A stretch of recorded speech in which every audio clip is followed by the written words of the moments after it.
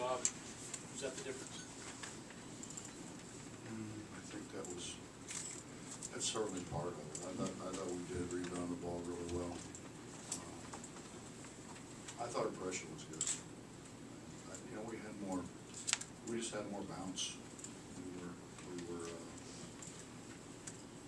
thought we were just a lot more active.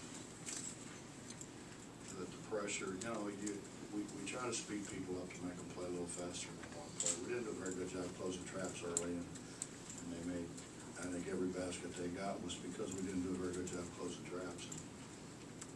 But the pressure forces you to play faster than you want, or if you really slow it down, I think it's to our advantage because you don't have near as much time. So you end up with a ball screen and playing out a ball screen all the time. You can't really run, you don't have time to get into reverse the ball sometimes. Bob, what went into tonight's starting lineup that was different than last time?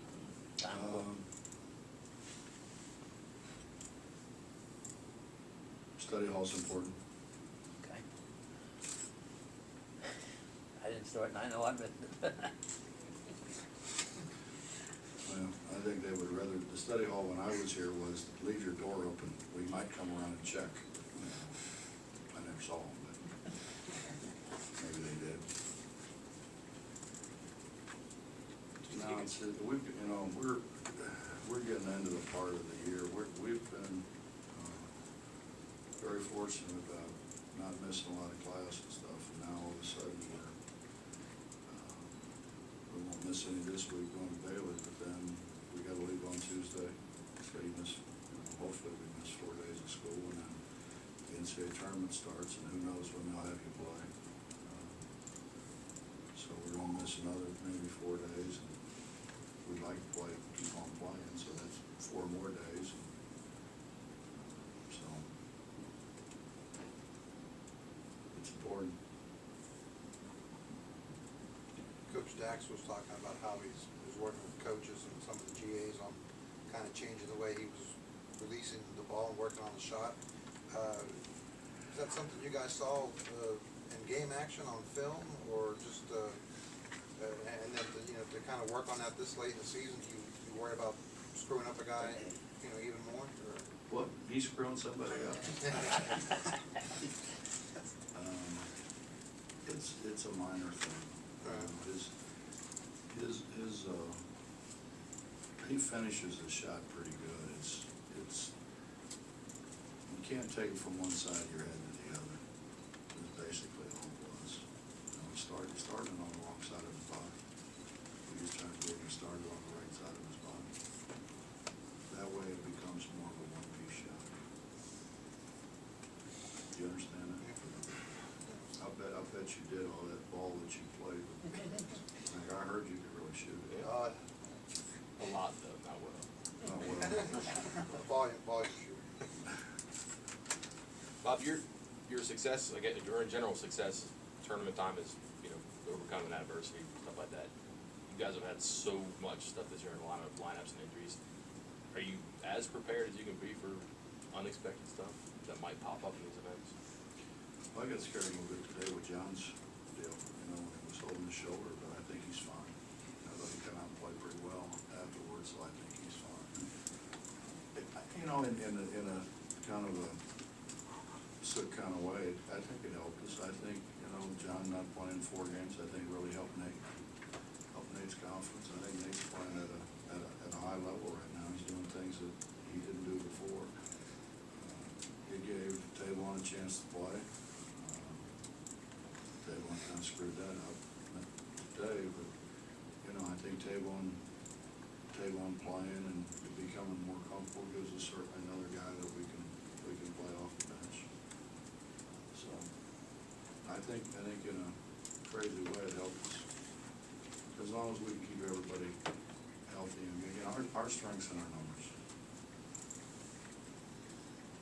Some teams will, they'll see that panic button, but you guys have had, I guess, cause when you reach there a couple times this year and kind of weathered some of that stuff. My I don't know how good we are, but I know we are really, really competitive. So, they're not gonna stop playing. I mean, I think as, you know, we don't have Dax at Texas. Jay Shine goes down in like, what, 3 or 4 minutes. Tried to come back and play for a couple minutes, but couldn't. And, you know, it looks like, you know, it's insurmountable, and we can beat the 4. With a couple breaks, maybe we get back in that game. We got back in. We're not gonna stop playing. We're not gonna stop competing, right? That's the one thing I know about those guys. Can you remember a game this season where you followed the formula as well as tonight? I mean, you had 27 more shots, you had 72 more rebounds, you know, 22 turnovers for them. I mean, that's kind of how you drew it up. Well, that's the idea. It doesn't happen like that all the time, but that's certainly the idea. The idea is to get more shots than they get.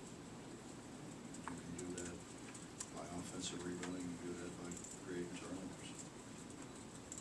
Ideally, you create live ball turnovers. We got more points off of turnovers this game than I think we have all year in conference play. And that's key for us. What did you say to those guys, Page, Holton, when they were coming off the floor, when they checked out finally? Well, I think John wanted to play a little bit more, and I told him I gotta get you out of here, you know, I gotta get you out to get the ovation, because we have the earliest departing crowd in America. So I wanted to make sure that there was enough people left in the arena that he got the ovation that he deserved. That was my conversation with them.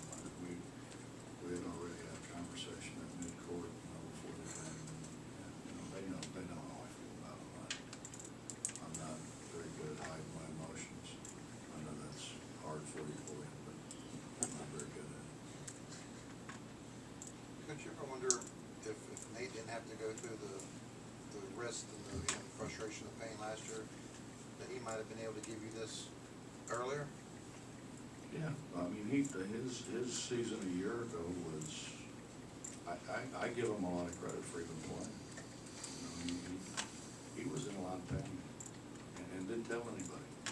I didn't realize it until we were practicing over at wherever that was, Rockford or wherever that place was that we practiced in Kansas City before the conference tournament. And I'm watching him and I'm like, well, you get through the ball, please, just, you know, get through the ball. And he did and shot it in, and I'm like looking at him like, you know, is that so hard? And he's got this grimace on his face, and I said, you all right? And he goes, Coach, it hurts. And he ended up, he had a big cyst in there that they removed. So you can imagine how bad it hurt. He didn't say anything, he didn't complain, he just played. Didn't make excuses. Well, how much of a difference is there between a 2 and a 3 seed for you? I haven't looked at that. I mean, in this league, I don't know, like, it's, I think the difference is playing these guys again, maybe, or playing Iowa State, you know, the first game. You know, it's hard. But there's not an easy way to go. You're gonna pretty much play, when you're a 3, you're probably gonna pretty much play 3 ranked teams, I would guess. I don't know, mess with them better than that, you're probably on 2. As a 2, you're gonna play these guys, which is no day at the beach for sure. At the beginning of the season, did you expect to be winning this late in the Big 12 with Devin Williams only scoring 2 points? I always expect to win. Always. I think it says a lot about our other guys, but the way we play, it can be anybody, and it has been. We've had different guys step up at different times. What do you have to do at Devin to get him back on track? He's fine. He absorbs more contact. I mean, people bounce off of him, so I honestly, I don't think he gets the calls that other people get, because people just bounce off of him. They foul him, bounce off and, you know, it doesn't look like he got fouled, I guess. Looks like he got fouled to me, but I would be an exceptional official. The way Dax talks about your nephew Andrew and the way he's worked with him on his shot, is he gonna be a pretty good coach someday, you think? I hope so. I don't know what else he'll do. Okay. I hope. Be a good career choice for him. What do you see in him though? I mean, what do you see in him? He knows, I mean, he's been around the game, Bob. He's been around the game his whole life. My dad had camp, and my brother-in-law and my sister sent him out there, so he spent weeks out there around my dad. And if you just listen, you're gonna learn a lot, from my dad. And then when my dad turned it over to my brother, and my brother was a pretty good player, and has got a pretty good idea how the game is supposed to be played too. So he's around my brother, and then he's real close with my other brother, who was pretty good, who was a high school coach for a while, and then decided not to do it. So he's just been around. He's been around a family of basketball people for his whole life, which I can kind of relate because I don't remember ever not being in a gym. My mom was sick, go with your dad. I don't know how long a memory these guys have, but did that close escape over Lubbock feed into the effort tonight? See, you keep asking me what those guys think, and I don't have a clue. I mean, I don't want to know. It's scary to me that if you could look in their brain and see what they're thinking about it, scare me. I don't. We told them, but there's times I'll draw up something in timeout, and they'll go out, two of them will say, what are we running?